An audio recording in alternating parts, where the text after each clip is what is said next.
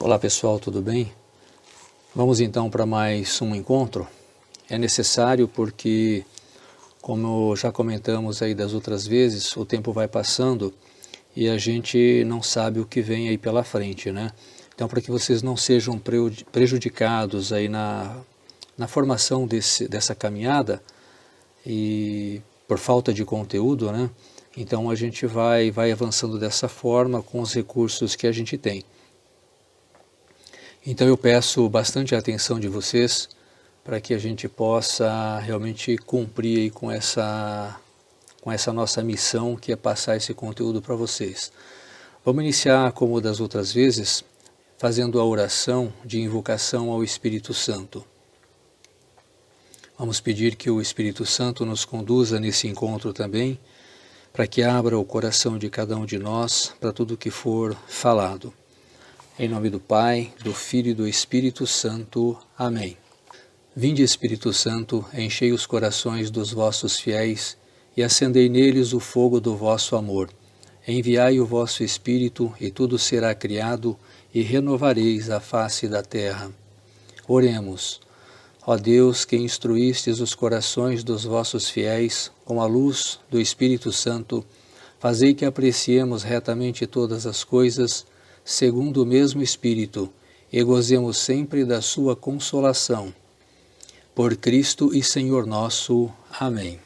Muito bem, o tema que nós vamos abordar hoje é o purgatório. Um tema que às vezes se torna um pouco subjetivo, né? Mas nós temos bastante material, bastante informação aqui que vai clarear bem os pensamentos a respeito desse assunto, né? Bom, primeiro, o que significa a palavra purgatório? Purgatório vem de purgar, né? De limpar, de purificar. Então, purgar os nossos pecados, purificar a alma. Então, o que a gente só não sabe com certeza, né? Isso é um grande mistério, é como que isso vai acontecer. O que é o purgatório? Será que seria um lugar, né, um estado?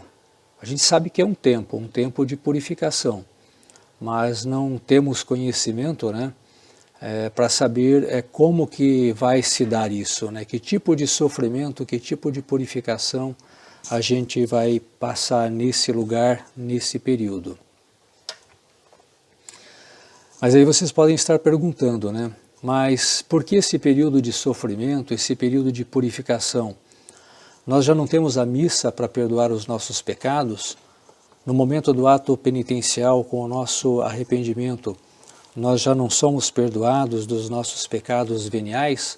E os pecados graves, eles não são perdoados pelo sacramento da reconciliação, ou seja, pela nossa confissão, pelo nosso arrependimento? Sim, é óbvio que sim, né? A Igreja, através dos sacramentos, tem esse poder de nos perdoar. Lembrando que quando nós somos perdoados na missa ou no sacramento da reconciliação, é o próprio Jesus Cristo que está nos perdoando, né? Então a gente vai ver isso também com bastante calma quando a gente estiver falando sobre o sacramento da reconciliação. Mas a grande questão é que, mesmo nós sendo perdoados, né, ainda ficam as desordens deixadas por esses pecados. Vamos imaginar a seguinte situação. Se nós matamos uma pessoa, no momento de raiva, no momento de uma briga, a gente acaba matando uma pessoa. E depois vem o arrependimento, a gente, né, reconhece o erro perante Deus, vamos à missa, né, dominical, temos o sacramento da reconciliação que vai nos perdoar. Mas e aquilo que ficou nas outras pessoas, né? O sofrimento dessas outras pessoas, essa família, esses entes queridos dessa pessoa vão continuar sofrendo. Mesmo nós, de repente, estamos com a nossa consciência, não digo tranquila, mas com a nossa consciência de que fomos perdoados e de que voltamos, né, ter a nossa relação com Deus restabelecida, né? Como que ficam essas desordens, né, no mundo que esses pecados deixaram. Então, por isso é que a igreja entende que há a necessidade desse período de purificação. Mas para a gente realmente falar do purgatório e entender, né, esse contexto, essa situação, a gente precisa entender também de algumas outras realidades, né? Senão a gente vai ficar falando somente do purgatório e vai ficar ainda muitas perguntas no ar. Eu acredito que, entendendo todas essas outras realidades, vai ficar muito mais fácil para nós entender também a realidade do purgatório. E que realidades seriam essas? Primeira coisa é a realidade de como é Deus, né? De onde viemos, qual é a finalidade nossa aqui neste mundo, por que nós estamos aqui neste mundo, né? Terminado o nosso curso aqui neste mundo, para onde nós vamos? Precisamos entender a realidade do pecado, da origem do pecado e como que ele alcançou a humanidade, do livre-arbítrio. Por que nós temos esse livre-arbítrio para escolher entre o que é certo e o que é errado? Se Deus é tão bom, tão misericordioso, por que Ele já não nos criou simplesmente para o bem? Precisamos entender também a realidade da igreja, não da igreja como templo, da igreja como construção, né? Mas da igreja que somos nós, aquela igreja que é Cristo, onde Cristo é o corpo e nós somos os membros, nós somos a igreja. Precisamos também entender um pouco da realidade do juízo particular e do juízo final, né? Do juízo particular, tão logo a gente deixa essa vida neste mundo, e do juízo final que vem lá no final dos tempos, né? No final da humanidade. Aí sim vamos falar desse período do purgatório, antes, né, que nós possamos estar aptos, né, a entrar no reino do céu, ou não, né, se não formos salvos, se formos condenados. Então, entendendo todas essas realidades, a gente vai entender também a realidade do purgatório. Então vamos falar um pouquinho da realidade de como é Deus. Nós sabemos que nós não temos, né, conhecimento suficiente, não temos capacidade para definir, né, Deus na sua grandeza. É impossível, por mais que nós falemos, por mais que nós identificamos grandeza, a gente não vai ter palavras, não vai ter condições de explicar, né, o poder de Deus, a grandeza de Deus, a glória de Deus. O que nós sabemos através de tudo que nós aprendemos ao longo do tempo, através de tudo aquilo que foi deixado, né, pelos autores da Sagrada Escritura, então é que Deus é todo-poderoso, ou seja, Ele é onipotente, que Deus conhece todas as coisas, conhece tudo, ou seja, Deus é onisciente, e que Deus é onipresente, ou seja, Ele está presente em todas as pessoas e em todos os lugares.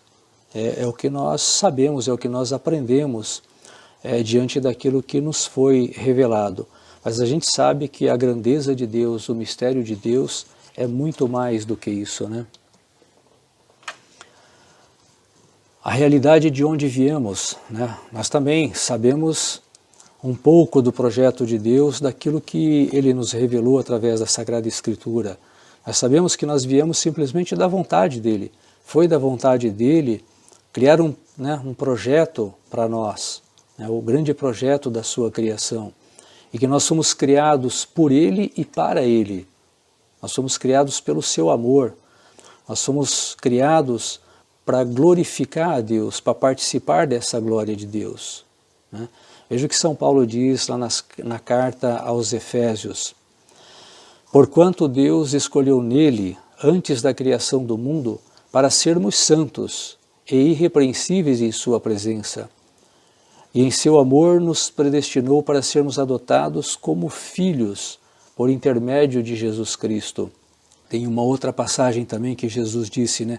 Sede santos, como vosso Pai que está nos céus é santo.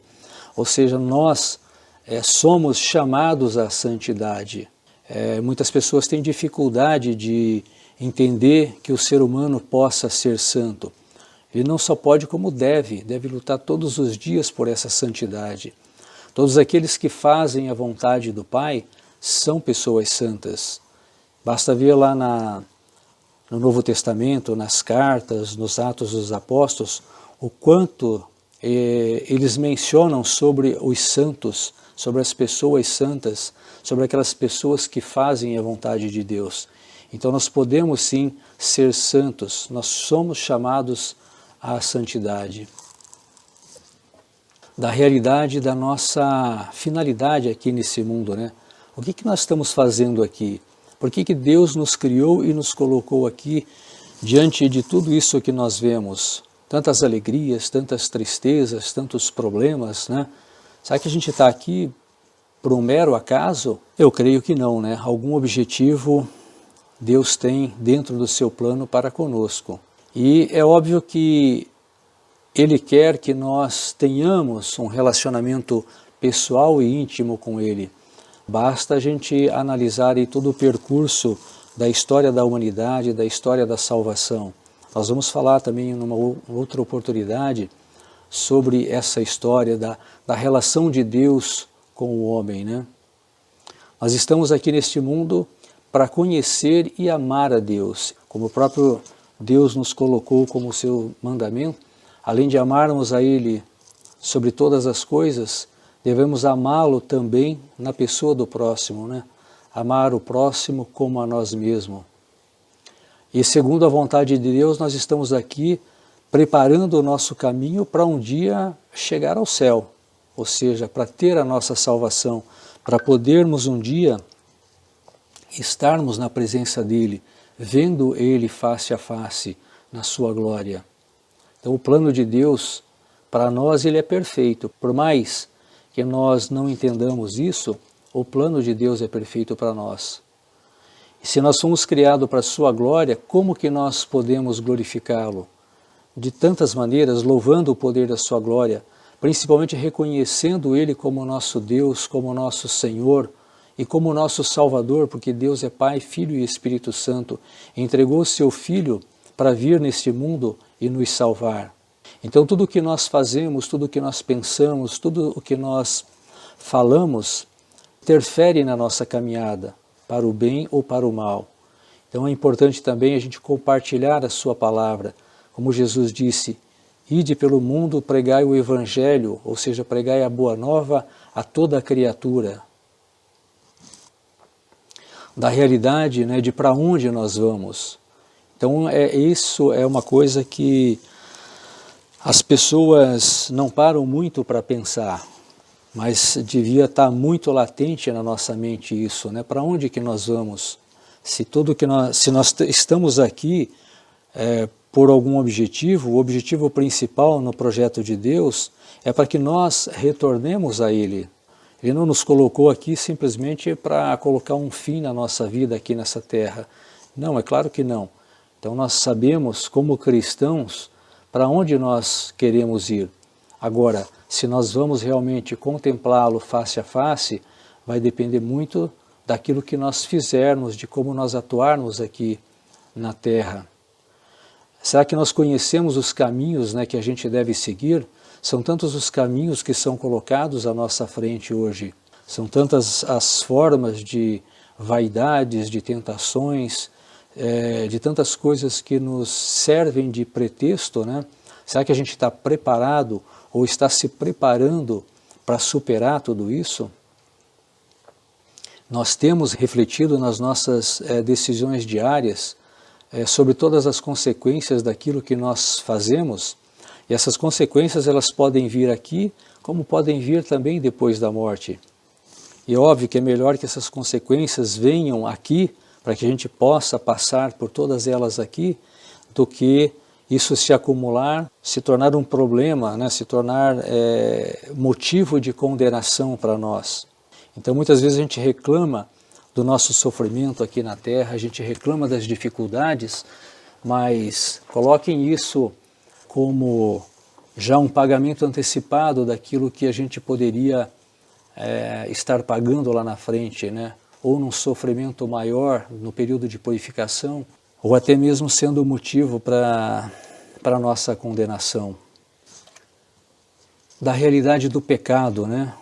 O pecado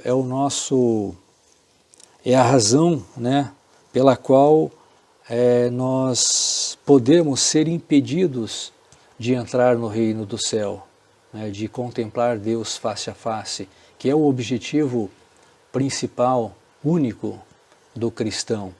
Então, se Deus nos criou para o amor e a obediência, e para termos um relacionamento íntimo com Ele, o que é contrário a isso? Se o pecado é o contrário daquilo para o qual Deus nos criou para o amor. O que é o contrário a isso? Então, ou seja, o pecado tem a sua raiz ali na desobediência e na soberba, como foi o caso de Adão e Eva, né?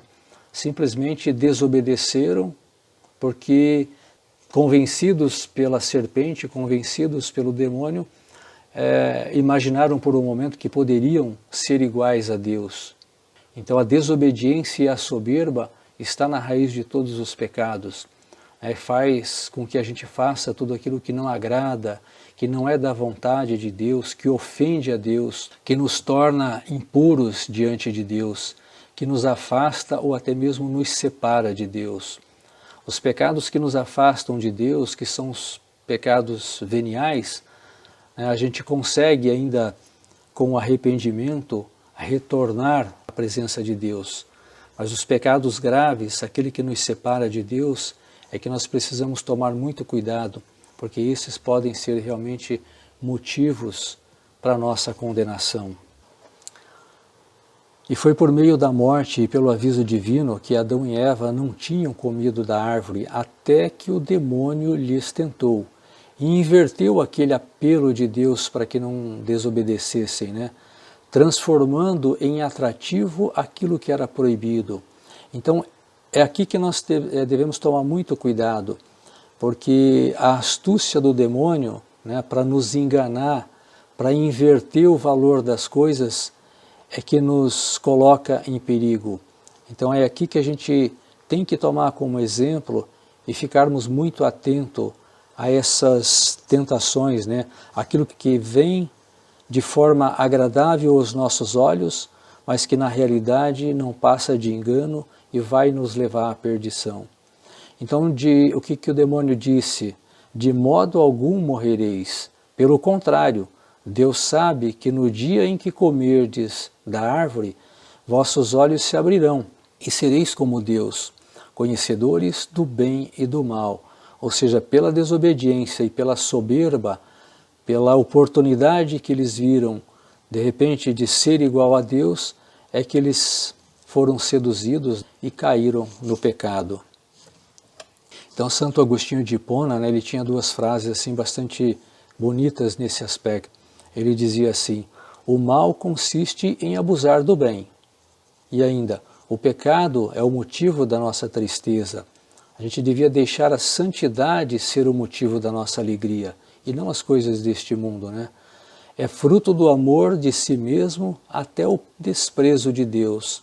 Ou seja, o pecado é tudo aquilo que a gente coloca entre nós e Deus, que atrapalha essa nossa relação íntima com Ele. E Jesus ainda nos ensina, né, que a raiz do pecado está no nosso coração. Lá no Evangelho de Mateus ele diz assim: com efeito, é do coração que procedem más inclinações, assassinatos, adultérios, prostituições, roubos, falsos testemunhos e as difamações, né? São todas essas coisas que tornam o homem impuro. Você se lembra que os fariseus, os judeus sempre entravam em discussão com Jesus, né? E numa delas eles estavam lá se queixando do porquê que os seus discípulos não lavavam as mãos antes de se alimentarem. Os judeus tinham todo um ritual, né, para lavar as mãos antes de se alimentarem. Porque como eles pegavam nas coisas e não poderiam pegar nos alimentos, porque o alimento indo para dentro deles impuro, né, tornavam eles também impuro. Então por isso tinha todo um ritual para lavar as mãos, que devia lavar até a altura do cotovelo e assim por diante. E eles ficavam indignados, como que os seus discípulos não fazem isso? E Jesus disse, né, não é o que entra pela boca que deixa o homem impuro, mas aquilo que sai da boca que o torna impuro. A igreja, ela chama de concupiscência, né? Os desejos, né? Aqueles desejos que nos fazem pecar. Essas três realidades, né, de satisfazer a carne, das coisas que são atraentes aos nossos olhos, daquilo que é desejável para obter o conhecimento, o poder, é isso que nos leva a pecar.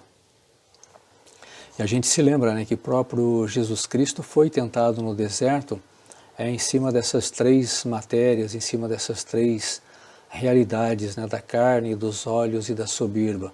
Primeiro ele foi tentado a transformar as pedras em pão, quer dizer, a realidade da comida, né? Depois mostrou de forma bem rápida todos os reinos da terra, né? E prometeu dar a Jesus tudo aquilo que ele pudesse ver. Então, quantos de nós não somos tentados, né, pelos olhos, por aquilo que nós vemos, por aquilo que é bonito? E por fim, né, ele tentou Jesus a fazer uma demonstração de poder. Né? Se és filho de Deus, lança-te daqui abaixo. Então, Jesus venceu essas três tentações e ele nos mostra que nós também podemos, né, com a sua graça, com a sua misericórdia, vencer também essas tentações, né, que nos leva ao pecado. E são nessas realidades da carne, realidade dos olhos e da soberba, que se identifica todo o nosso relacionamento com as outras pessoas, né, e até conosco mesmo. Ou seja, se nós abusamos da bondade de outra pessoa, né, usando essa pessoa como objeto para o prazer, estamos cedendo, né, à concupiscência da carne. Se idolatramos as coisas, as pessoas, nós estamos cedendo à concupiscência dos olhos.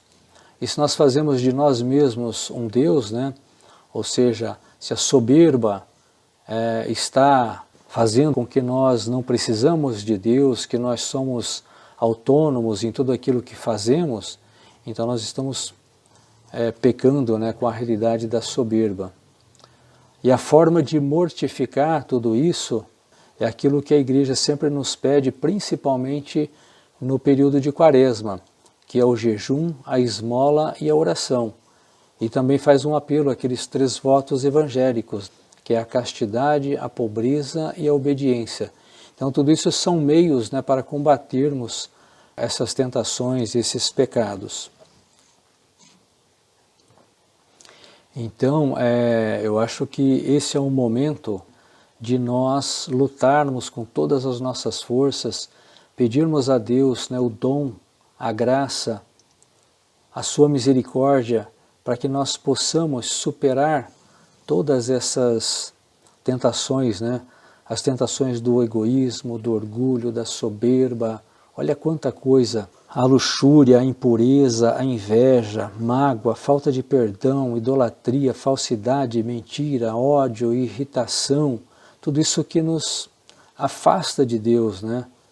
Então é tudo aquilo que realmente pode servir de pedra de tropeço e motivo de condenação para nós.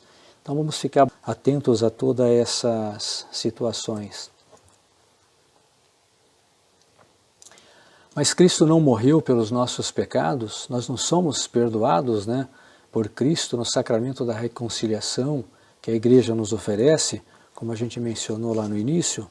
Claro que sim, não há pecado nenhum, por mais grave que ele seja, que não possa ser perdoado. Seja pela Santa Missa no ato penitencial, com o devido arrependimento, ou por meio do sacramento da reconciliação. Não existe ninguém, por mais culpado que seja, que não deva esperar de Deus e com toda segurança o seu perdão, desde que, óbvio, com o seu arrependimento, né? Com aquele arrependimento sincero e mais ainda, e que não torne a cometer o mesmo erro, o mesmo pecado novamente. Cristo que morreu por todos os homens, quer que em sua igreja, que somos nós, onde ele é o corpo e nós somos os membros, que as portas do perdão estejam sempre abertas para todos nós, para todos aqueles que se afastam do pecado. Da realidade da origem do pecado, né, e como ele alcançou a humanidade. O pecado tem a sua origem no mau uso do livre-arbítrio. Deus nos deu a liberdade para amar, para escolher entre o bem e o mal. E isso pode ser rastreado, né, até o pecado original, lá onde Adão e Eva pecou. Mas será que foi ali com Adão e Eva que realmente começou o pecado? A serpente já estava ali. O que a serpente estava fazendo ali? Como a serpente, para não dizer o Satanás, o diabo, o que ele já estava fazendo ali? Já no ato da criação do mundo. É isso que a gente vai ver um pouquinho nesse vídeo que vem pela frente, que ele explana muito bem a origem do pecado, como isso se deu e como ele alcançou a humanidade. Vamos ouvir esse vídeo com bastante atenção, tá? O que a Bíblia diz a respeito do diabo? Quem ele é, como surgiu e o que ele quer? Saudações a todos, mais um vídeo do canal Vai na Bíblia e hoje iremos falar sobre o diabo, sua relação com Deus, com o homem e com o pecado. A Bíblia não somente revela a existência do diabo, como também o apresenta como sendo um ser espiritual, pessoal, extremamente poderoso e totalmente maligno. Jesus se refere ao diabo como sendo inimigo de Deus, homicida, pai da mentira e príncipe dos demônios. Ele também é chamado de Satanás, que significa adversário e opositor, além de vários outros nomes e títulos que revelam a sua natureza. A própria palavra diabo significa caluniador, difamador e acusador. Analisando apenas os nomes e os seus significados, nós já podemos ter uma ideia do perigo que ele oferece. Contudo, algo que nos traz uma compreensão ainda maior sobre as suas intenções são as informações que a Bíblia traz a respeito da sua origem, da sua queda e da sua ação contra o ser humano. A pergunta é, como surgiu o diabo? Além disso, por que Deus criaria um ser tão mau e perverso? A Bíblia ensina que Deus é o Criador de todas as coisas, nos céus e na terra, tanto as visíveis quanto as invisíveis. Mas também ensina que tudo que Deus criou foi bom. Por essa razão, algo certamente aconteceu para que este ser criado por Deus se tornasse o diabo, se tornasse o acusador e inimigo de Deus. Para entender o que aconteceu, nós podemos tomar como base Isaías 14 e Ezequiel 28. Apesar de serem profecias inicialmente dirigidas aos reis da Babilônia e de Tiro, tais passagens tomam proporções muito além do que poderia ser declarado a respeito de qualquer ser humano.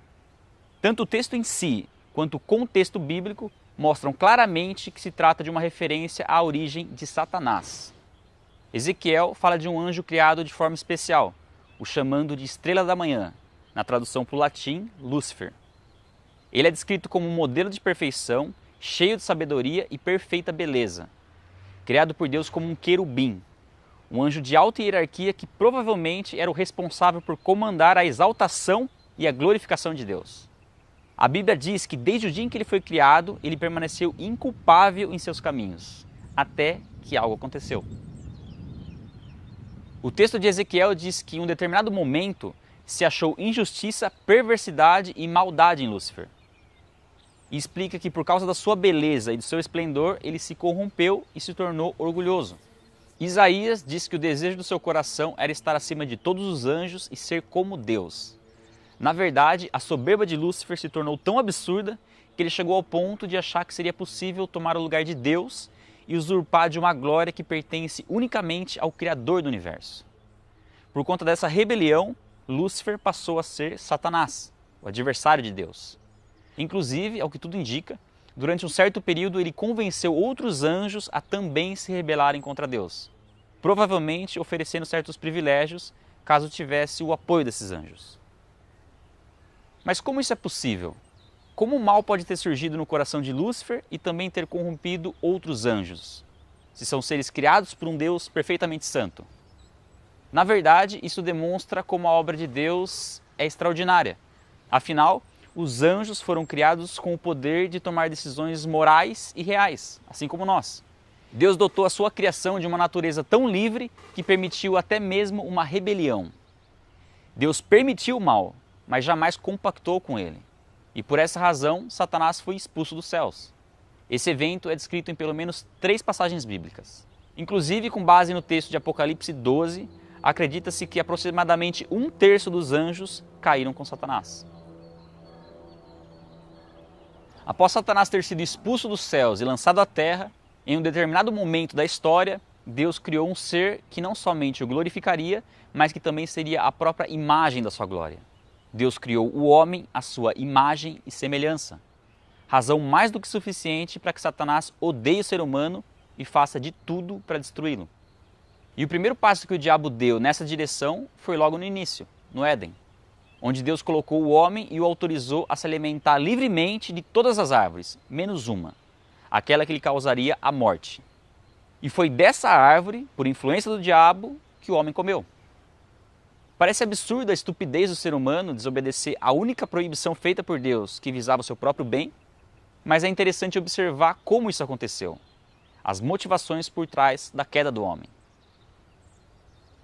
Quando o diabo questiona Eva, ele diz: vocês não podem comer de nenhum fruto das árvores do jardim?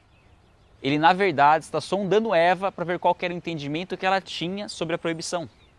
Quando Eva acrescenta algo à ordem de Deus, não podemos nem tocar, o diabo percebe uma vulnerabilidade e acusa Deus de estar mentindo.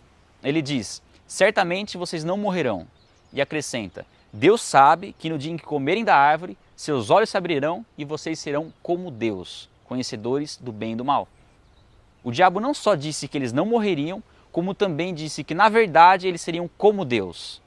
Ou seja, com o mesmo pecado com que ele foi seduzido, ele tentou o homem que também pecou. Quando Eva viu que o fruto parecia agradável ao paladar, era atraente aos olhos e desejável para dar entendimento, comeu. Afinal, se ela seria como Deus, já não haveria mais motivo para dar satisfação ao seu Criador. Ela deu do fruto para Adão, que também comeu. O homem preferiu acreditar na promessa do diabo ao invés de confiar em Deus. O interessante é que, em um primeiro momento, parecia até que o diabo tinha razão. Afinal, eles comeram da árvore e não morreram. Porém, o pecado trouxe a morte espiritual, a separação entre o homem e Deus, e como consequência futura, a morte física. É o mesmo que acontece quando retiramos uma folha da árvore.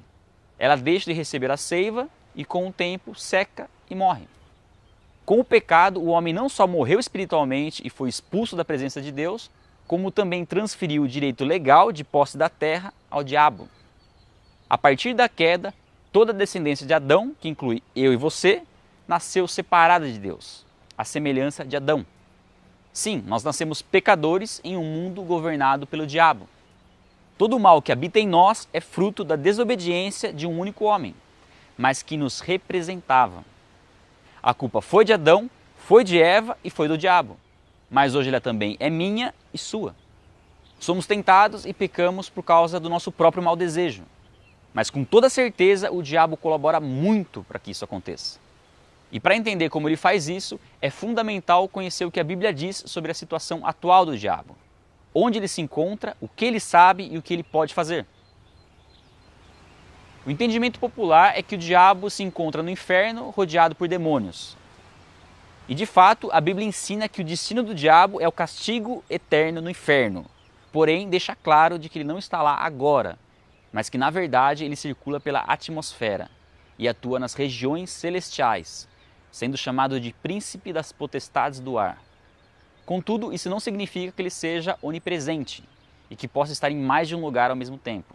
O diabo também não é um ser onisciente, ele não sabe todas as coisas. Entretanto, trata-se de um ser milenar, que conhece a Bíblia e acompanha a história da humanidade desde o início. O diabo raciocina, pensa, age e aprende novas formas de deturpar a verdade a fim de enganar e manipular o homem. E mesmo não tendo acesso aos nossos pensamentos, através do que fazemos e do que falamos, ele conhece nossas inclinações, fraquezas e desejos. E apesar do diabo ser muito poderoso, ele também não é onipotente. Existem coisas que ele não pode fazer. Aliás, ele só pode agir dentro do limite estabelecido por Deus. E a permissão que Deus concede ao diabo envolve questões complexas, que geram certos questionamentos. Dentre eles, o principal é: por que Deus ainda permite que o diabo continue praticando o mal no mundo? A resposta não é tão simples, pois envolve a soberania, a eternidade e a onisciência de Deus. Neste momento, o diabo está colocando em prática toda a maldade que, antes da queda, era apenas uma intenção. Deus já julgou e condenou o diabo, não somente pela intenção, mas pelo que ele fez. E a explicação para isso é que, para nós, que estamos limitados pelo tempo, o diabo ainda está fazendo, mas para Deus, ele já fez. Mas se o diabo não é onipresente, nem onisciente e nem onipotente, como ele pode conhecer detalhes da vida de cada ser humano que vive sobre a Terra? Bom, a resposta está na existência dos demônios. Ao que tudo indica, os anjos que caíram com Satanás agora são demônios que atuam debaixo do seu governo. Inclusive, assim como no caso dos anjos, também existe uma hierarquia entre os demônios, alguns menos, outros mais poderosos. A verdade é que os demônios são tão numerosos que multiplicam a presença do diabo, dando a impressão dele ser praticamente onipresente. Dessa forma, tanto o conhecimento que ele tem a respeito de nós, quanto a sua capacidade de agir contra nossas vidas, também se multiplica. Já a forma de atuação dos demônios é a mais variada possível. Podem tanto trabalhar na base da influência, através de pequenas sugestões, como até mesmo possuir o corpo de uma pessoa. Podem causar enfermidades, curar enfermidades para produzir o engano, induzir comportamentos, oprimir e até mesmo matar uma pessoa. Tudo isso preferencialmente de maneira oculta, para que nem a pessoa afetada saiba que está agindo sob a influência de um ou mais demônios. Para cada situação, o diabo tem uma legalidade, ou seja, uma permissão específica para agir. Contudo, sua principal estratégia sempre será a de permanecer em oculto. E aí você pode se perguntar, o que o diabo ganha com isso? Qual o objetivo dele? Primeiro, é importante lembrar que o diabo é homicida, odeia o ser humano e tem prazer em nos causar sofrimento. E segundo, que ele já está condenado e lhe resta pouco tempo. Sendo assim, todo o seu esforço está em levar o homem para a mesma condenação, a eternidade no inferno. A principal forma de atuação e influência do diabo sempre foi e sempre será através do engano. Não existe nenhum outro ser no universo que supere o diabo na arte de convencer pessoas a acreditarem na mentira e desprezarem o conhecimento da verdade, ou seja, desprezarem o conhecimento bíblico. Uma vez que entendemos que a Bíblia é a completa palavra de Deus e fonte de toda a verdade, ela se torna o único livro no mundo capaz de revelar de forma segura todas as mentiras do diabo. Por essa razão, a sua estratégia é fazer com que o homem não leia a Bíblia. Caso ele leia, é fazer com que ele não entenda. Caso ele entenda, é fazer com que ele não creia. E caso ele creia, é fazer com que ele não coloque em prática. Para cada um desses estágios, ele se utilizará de uma mentira diferente. Existem mentiras que apontam uma direção totalmente oposta da verdade, negando inclusive a própria existência do diabo, mas existem mentiras que estão muito próximas da verdade, sendo até mais perigosas. Muitas vezes o diabo nega uma mentira com outra mentira para que essa segunda mentira pareça verdade. Para promover o engano, ele apresenta algo ruim com aparência de bom, mas mantém algo ruim com aparência de ruim, fazendo com que o homem pense estar no caminho certo, quando na verdade permanece no caminho errado. Lembre-se, a ação do diabo é através da mentira. Ele mente sobre a possibilidade de arrependimento, que ele não tem, mas que nós temos. Ele mente sobre a salvação pela fé, mente sobre o perdão de Deus, sobre a ressurreição dos mortos, sobre o juízo de Deus, sobre a vida eterna. Ele mente sobre tudo. Não é aparecendo com chifre, rabo e tridente que o diabo promove o engano. Afinal, quem adora uma imagem do demônio sabe muito bem o que está fazendo. Agora, quem adora uma imagem de um ser celestial, este sim, através do engano, pode estar adorando ao diabo. Por causa do pecado, nossa condição natural já é a de condenação. O trabalho do diabo é apenas nos manter em uma condição em que nós já nos encontramos. O que ele precisa é esconder de nós o amor de Deus e a salvação que há em Jesus Cristo. Aquilo que o diabo procura ocultar, Deus, em sua infinita sabedoria, já nos revelou através da Bíblia. Aquele que é absolutamente justo e perfeito em tudo que faz, já julgou e condenou o diabo, mas nos deu a possibilidade de reconciliação através da fé em Jesus Cristo. demonstrando todo o seu amor e poder através da morte de Jesus em nosso lugar e da sua ressurreição dentre os mortos. Somente Ele pode nos livrar das garras do diabo e nos conduzir para a vida eterna. Vai na Bíblia. Então, vocês podem ver que esse vídeo ele é bastante esclarecedor com relação ao pecado, a sua origem e como ele alcançou a humanidade. Sobre a realidade do livre-arbítrio. A liberdade, esse livre-arbítrio, foi um grande presente que Deus nos deu, né? E que Ele permite que nós tenhamos a liberdade de escolher amá-lo de todo o coração ou não. Deus nos deu o mandamento, mas Ele não nos obriga a cumprirmos esse mandamento. O que Ele diz? Que nós devemos amar a Deus sobre todas as coisas, com todas as nossas forças e com todo o nosso entendimento. E que nós devemos amar o nosso próximo, os nossos irmãos, como a nós mesmos. Mas Ele não diz, olha, vocês são obrigados a amar a Deus. Ele não diz, vocês são obrigados a amar o próximo. Né? Ele nos dá a liberdade. E como toda liberdade, tem também as suas consequências de acordo com a escolha que você faz. Lá no Gênesis nós vemos que Deus criou os homens à sua imagem e semelhança. Ao contrário dos animais que agem por instinto, nós somos um reflexo do nosso Criador, no sentido de que nós somos capazes de demonstrar as qualidades como amor e justiça, coisa que os animais não podem fazer. E assim como Deus, nós temos o livre-arbítrio. Mas aí a gente pensa, né, por que Deus já não nos criou com essa obrigação de amá-lo, sem essa possibilidade de não amá-lo? Porque aí não seria amor, vocês não concordam? O amor, ele só é amor quando ele é livre, né? Quando você decide amar, não quando você é obrigado a amar.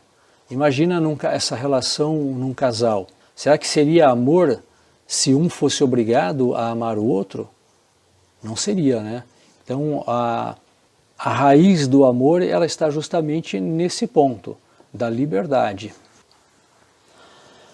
E sobre a realidade da igreja. A palavra igreja, né, ela é uma tradução do grego eclésia, que significa aquele que é chamado ou convocado. Ou seja, todos nós somos chamados, todos nós somos convocados. Num primeiro momento, Deus chamou, né, Deus escolheu um povo a partir de Abraão. Toda a descendência de Abraão era o povo escolhido para ser o povo de Deus. Mas com a dureza do seu coração e com a vinda de Jesus Cristo, esse chamado, essa convocação, ela deixou de ser somente para o povo judeu, né, e passou a ser para toda a humanidade. A partir do momento que Jesus passou pela sua paixão, ressurreição e desceu à mansão dos mortos, como nós professamos a nossa fé, então ele resgatou toda a humanidade, ele passou esse direito de povo de Deus a toda a humanidade. Então todos nós somos chamados, por isso que nós somos a igreja. E essa igreja ela é composta de todos aqueles que acreditam em Jesus Cristo, que acreditam na sua ressurreição e vivem conforme os seus ensinamentos, conforme a sua doutrina. Nós somos a igreja e Cristo é a cabeça dessa igreja. A igreja ela tem as suas dimensões, né? Ela tem a dimensão invisível e divina e tem a dimensão visível e humana. Qual é a dimensão divina da igreja? Aqui a gente já entra um pouquinho na questão do purgatório, né? A igreja ela se divide em 3 fases, né? Vamos dizer assim, em 3 partes, né? Vamos começar ali de baixo para cima. A primeira igreja somos nós, que somos a igreja peregrina ou militante. Por que peregrina? Porque nós estamos caminhando rumo ao reino de Deus. Toda essa caminhada, todo esse período da nossa vida, ela é uma preparação para entrarmos no reino de Deus. subindo a igreja padecente. A igreja padecente são aqueles que estão a caminho do céu, mas que estão no purgatório, estão padecendo da purificação. Por isso é chamada igreja padecente. E, por último, nós temos a igreja triunfante, ou seja, que é composta daqueles que já passaram por esses dois caminhos, da igreja nesta terra e da igreja no purgatório, e já estão juntos de Deus. Então essa é a igreja triunfante. Observem que nessas três partes, nessas três fases da igreja, toda ela é a partir de Jesus Cristo, onde Jesus Cristo está aqui conosco na nossa caminhada, está na igreja padecente e está também, obviamente, na igreja triunfante. Em suma, o corpo místico de Cristo refere-se à igreja triunfante, que é composta por todas as almas que já se encontram na glória de Deus, ou seja, lá no céu. A igreja padecente é formada por aquelas almas que já estão salvas, porém ainda não totalmente purificadas. São aquelas que estão no purgatório. E a igreja peregrina ou militante, que somos nós, aqui na terra, que fomos batizados e que professamos a fé em Jesus Cristo. Jesus nos disse, está lá em Mateus: pois também eu te digo que tu és Pedro, e sobre esta pedra edificarei a minha igreja, e as portas do inferno não prevalecerão contra ela. Eu te darei as chaves do reino dos céus, e tudo o que ligares na terra será ligado no céu, e tudo o que desligares na terra também será desligado nos céus. Então mandou aos seus discípulos que a ninguém dissessem que ele era Jesus o Cristo. A palavra Cristo, pessoal, significa Messias, né? Aquele que vem, o Salvador. Então Cristo e Messias não é um nome, é um título dado a Jesus. Ele disse ainda, está lá em João capítulo 15, permanecei em mim e eu permanecerei em vós. Como o ramo não pode dar fruto por si mesmo se não permanecer na videira, assim também vós não podereis dar fruto se não permanecerdes em mim. Eu sou a videira e vós os ramos. Aquele que permanece em mim e eu nele, esse produz muito fruto, porque sem mim nada podeis fazer. Quem não permanecer em mim será lançado fora como um ramo e secará. E esses ramos são recolhidos, lançados no fogo e queimados. Então o mesmo exemplo que a gente usa, né, de que a igreja é o corpo de Cristo e nós somos o membro, somos seus membros, aqui ele está fazendo a mesma comparação com os ramos da videira. A videira é o Cristo, e os ramos que produzem frutos somos nós. Ou seja, se nós, como os ramos, não ficarmos unidos a Cristo, ou seja, se nós não permanecermos nele e ele em nós, né, nós vamos secar, não vamos produzir mais frutos. E secos e não produzindo mais frutos, seremos cortados, seremos separados de Cristo, lançado fora e lançado no fogo e queimado. Ou seja, aqui está bem claro como que deve ser a nossa vida neste mundo para que nós alcancemos a salvação.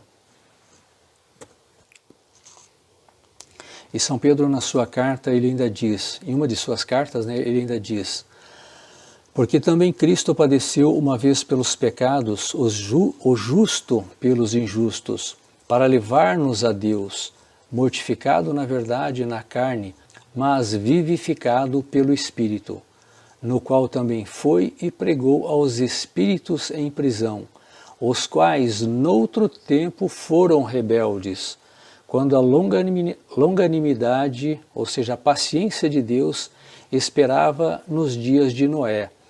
O que Pedro está dizendo, explicando aqui? Ele diz que no qual também foi e pregou aos espíritos em prisão. Nós professamos: padeceu sob Pôncio Pilatos, foi crucificado, morto e sepultado, desceu à mansão dos mortos, antes de ressuscitar ao terceiro dia. O que significa esse desceu à mansão dos mortos? Foi justamente quando ele pregou aos espíritos em prisão. Foi a partir desse momento que Jesus Cristo resgatou toda a humanidade passada, presente e futura. A partir desse momento, Deus estendeu a salvação a toda a humanidade, né? Inclusive aqueles pelos quais noutro tempo foram rebeldes, quando da paciência de Deus esperava nos dias de Noé. Ou seja, nós sabemos que Deus mandou o dilúvio e destruiu todas aquelas pessoas, salvando somente a Noé, justamente por causa do grande pecado que havia na terra naquele tempo. Então, por isso, Deus mandou o dilúvio e destruiu a todos. Mas mesmo aqueles, né, passaram a ter o direito à salvação. É isso que São Pedro nos explica nessa sua carta. E sobre a realidade do purgatório, né? Nós sabemos que nas Sagradas Escrituras nós não encontramos nem no Antigo nem no Novo Testamento nenhuma palavra com o nome de purgatório, né? Essa palavra purgatório não aparece na Bíblia de forma literal. É importante nós abrirmos aqui um parênteses, né, para lembrarmos que todos nós cristãos católicos reconhecemos a realidade do purgatório desde o primeiro século da era cristã, ou seja, desde antes do Novo Testamento, da Bíblia existir, né, nós já falávamos de purgatório. Mas o conceito do purgatório, a realidade de um lugar ou um estado de purificação das almas, é facilmente encontrado nas Escrituras. Não encontramos a palavra, mas encontramos em várias partes esse conceito da realidade, ou seja, de um lugar ou de um tempo, de um estado de purificação das almas. Nós vemos essa realidade do purgatório, né, esse conceito, no Novo Testamento. Se a gente observar Lucas capítulo 12 e Mateus capítulo 5, a gente vê o seguinte: faze o possível para entrar em acordo com o teu adversário enquanto estás a caminho, para que o magistrado não te arraste e te entregue até o juiz, e o juiz te entregue ao executor, e o executor te ponha na prisão. Eu te digo, não sairás dali até pagares o último centavo. Ou seja, então nós não vamos direto para o céu, podemos ir direto para o inferno. No juízo particular, a gente já vai ter a nossa sentença, se nós vamos para o céu ou se vamos para o inferno. Então, no juízo particular, logo após a nossa morte, se condenado, vamos para o inferno, se salvos, vamos passar pelo purgatório. E não sairemos de lá até que nós paguemos o último centavo. Jesus nos dá assim uma nítida imagem do purgatório. Ele diz assim: o servo que, apesar de conhecer a vontade do seu senhor, se ele desobedecer, será açoitado com numerosos golpes.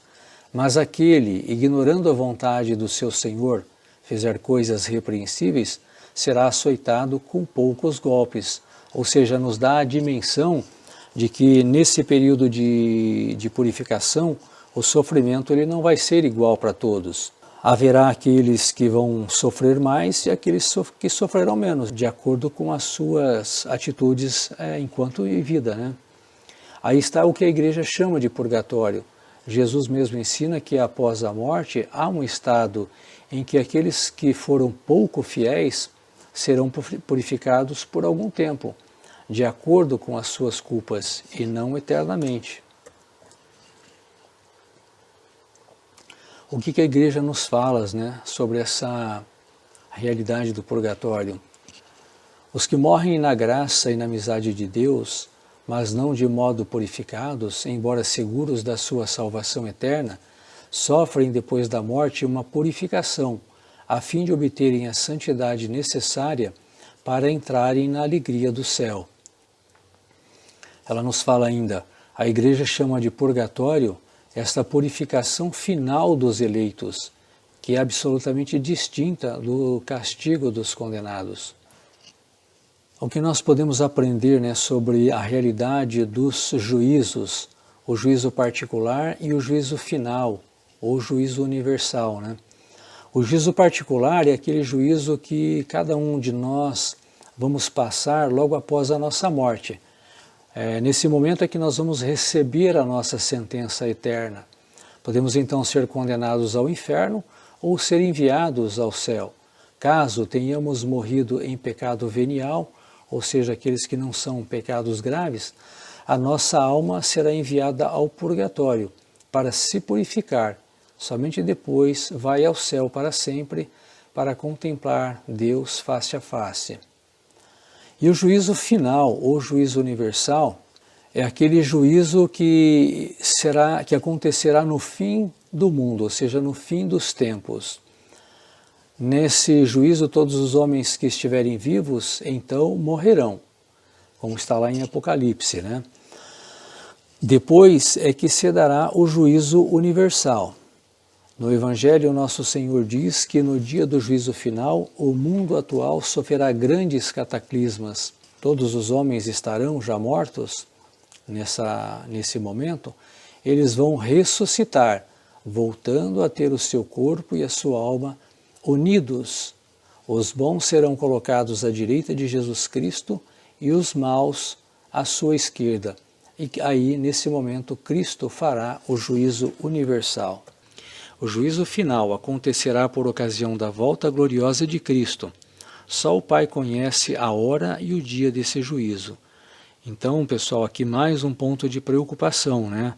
Para a gente cuidar desse grande mistério nesse momento. Não vamos deixar para depois, porque nós não sabemos a hora, nós não sabemos o momento. Isso só Deus quem sabe. Por isso a gente deve estar preparado e muito bem preparado. A mensagem do juízo final é um apelo à conversão, enquanto Deus ainda dá esse tempo aos homens. E da realidade da eternidade, né, do céu e do inferno, nós acreditamos de verdade, acreditamos mesmo na existência do céu e do inferno? O que são, né, o céu e o inferno? Será que a gente consegue dar uma definição também para isso? Da mesma forma como a gente não consegue definir Deus, a gente também não consegue definir céu nem inferno, né? Nunca ninguém esteve lá e voltou para nos dizer como que isso é, nem no céu nem no inferno. Então, de acordo com tudo aquilo que nós temos aprendido com a Sagrada Escritura e com o magistério da Igreja e com a Sagrada Tradição, nós sabemos que o céu é a alegria da nossa união eterna com Deus, lá na sua glória, lá no seu reino. Enquanto o inferno é justamente o contrário, é a separação eterna de Deus. Quer dizer, o sofrimento maior que nós vamos ter é justamente a realidade da separação de Deus. O fato de nós não estarmos na presença de Deus é que será o nosso grande sofrimento. E Jesus nos mostra, né, isso de uma forma bastante clara, né, sobre a realidade do céu. Na casa de meu pai há muitos aposentos. Se não fosse assim, eu teria dito a vocês, vou preparar um lugar para vocês. Está lá em João capítulo 14. E disse mais, eu digo ainda que da mesma forma haverá mais alegria no céu por um pecador que se arrepende do que por 99 justos que não precisam se arrepender. Ou seja, Deus demonstra para nós a alegria que Ele tem na conversão de cada pecador. Ou seja, Ele realmente nos criou para a sua glória, para vivermos na sua presença diante dEle. E veja o que Ele disse, né, ao ladrão que foi crucificado com Ele. Jesus lhes respondeu, eu garanto, hoje ainda você estará comigo no paraíso. O que ele ainda fala mais sobre a realidade do céu? Nas bem-aventuranças ele diz, né, uma das bem-aventuranças, bem-aventurados serão vocês quando por minha causa os insultarem, os perseguirem e levantarem todo tipo de calúnia contra vocês. Alegrem-se e regozijem-se, porque grande é a sua recompensa nos céus. Ele disse mais ainda, quando os mortos ressuscitam, não se casam nem se dão em casamento, mas são como anjos no céu. E sobre a realidade do inferno, né, o que nós podemos ver. Mas sabemos que realmente o inferno existe, né? Jesus falou mais vezes, né, sobre o inferno do que sobre o próprio céu. O castigo justo do pecado é ir para o inferno, um lugar completamente separado de Deus, que é a fonte de tudo, ou seja, de todo o bem e de toda a alegria. Separados de Deus é que viveremos em sofrimento. O que Jesus fala sobre o inferno? Então ele dirá aos que tiverem à sua esquerda: malditos, apartem-se de mim para o fogo eterno, preparado para o diabo e os seus anjos. Diz ainda: eles sofrerão a pena da destruição eterna, a separação da presença do Senhor e da majestade do seu poder. Ainda mais: mas os covardes, os incrédulos, os depravados, os assassinos, os que cometem imoralidade sexual, os que praticam feitiçaria, os idólatras e todos os mentirosos, o lugar deles será no lago de fogo que arde com enxofre. Esta é a segunda morte. E veja que falou mais ainda: mas eu digo a vocês que qualquer que se irar contra seu irmão estará sujeito a julgamento. Também qualquer que disser a seu irmão, racá, será levado ao tribunal, e qualquer que disser louco, corre o risco de ir para o fogo do inferno. Pois Deus não poupou os anjos que pecaram, mas os lançou no inferno. Aqui a gente vê, na segunda carta de Pedro, né, aquela realidade da origem do pecado, né, que ficou muito bem esclarecido naquele vídeo. Prendendo-os em abismos tenebrosos a fim de serem reservados para o juízo. O Filho do Homem enviará os seus anjos, e eles tirarão do seu reino tudo o que faz cair no pecado, e todos os que praticam o mal. Eles o lançarão na fornalha ardente, onde haverá choro e ranger de dentes.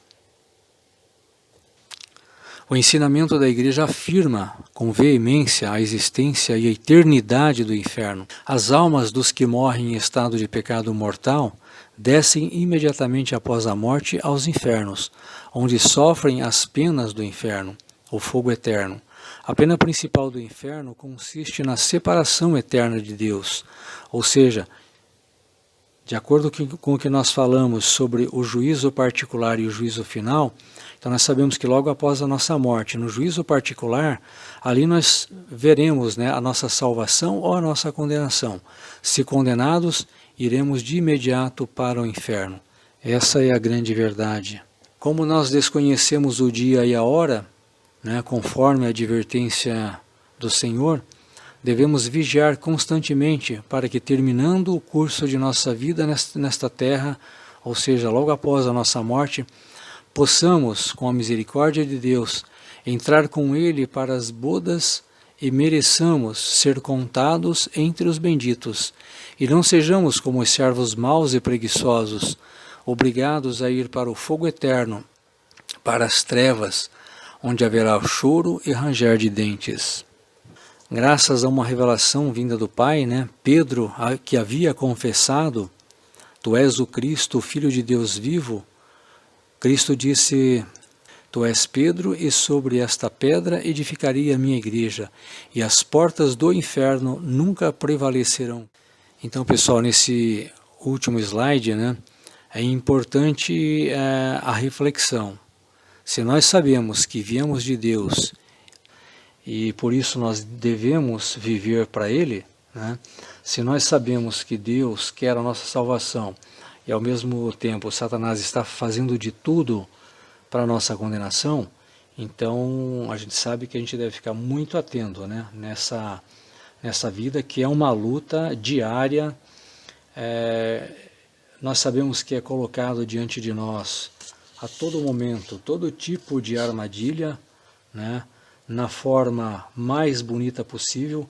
A gente sempre diz, né, Satanás não está nesse mundo e ele não aparece para atentar às pessoas na forma mais horrível que ele tem. Pelo contrário, ele aparece nas formas mais sutis possíveis, né? De formas mais belas, que é justamente para atrair e inverter os valores para que a gente caia nas suas armadilhas. Então, essa vida é uma luta contra tudo isso, e a gente deve tomar muito cuidado, refletir muito, pensar muito, estar sempre atento, porque é da forma como a gente vive neste mundo é que nós seremos salvos ou não, né? E Jesus nos disse lá em Mateus, né? Entrai pela porta estreita, porque larga é a porta e espaçoso o caminho que conduz à perdição, e muitos são os que entram por ela, por esta porta larga. E porque estreita é a porta e apertado o caminho que leva à vida, e poucos há que a encontrem. Pessoal, boa reflexão para vocês. Obrigado mais uma vez aí pela paciência, quem realmente ouviu até o final. Me coloco mais uma vez à disposição para as dúvidas, tá? O pessoal está muito quieto, estou achando estranho, tá? Vamos participar mais, vamos, apesar de todos os problemas, né, a dificuldade que a gente está tendo para se encontrar, a gente não sabe quando vai retornar com os encontros presenciais, então vamos usando desses recursos aqui para a gente ir aprendendo um pouco mais. Tá? Aceito sugestões, críticas e me coloco à disposição de todos vocês. Um abraço, fiquem com Deus, uma boa semana para vocês.